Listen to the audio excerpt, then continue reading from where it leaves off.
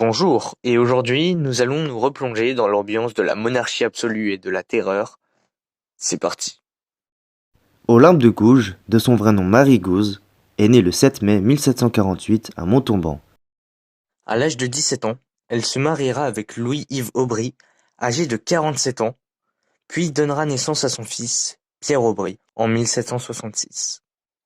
En 1770, elle se sépara de son mari pour ensuite s'enfuir avec son fils à Paris. Elle rejoindra sa sœur et prend le nom de Olympe de Gouges.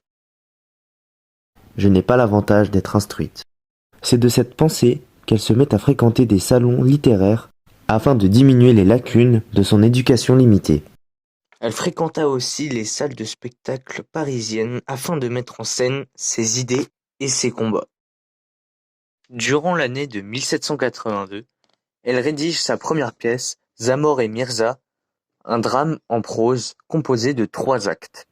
La pièce traite sur l'esclavage des Noirs, mais ce n'est qu'en 1789 que les pièces furent jouées à la Comédie-Française sous le titre de L'esclavage des Nègres.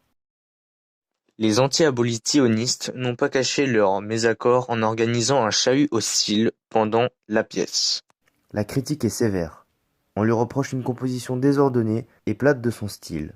En 1791, Olympe de Gouges rédige une déclaration des droits des femmes qui est reconnue comme un crime. Elle dit: La femme n'est libre et demeure égale à l'homme en droit.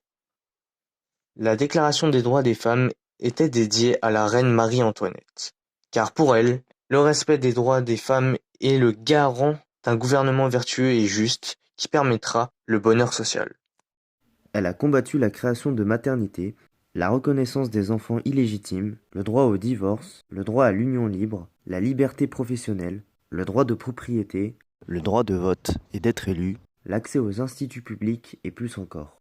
Elle laisse aussi de nombreux pamphlets en faveur des droits civils et politiques de la femme et de l'abolition de l'esclavage des Noirs.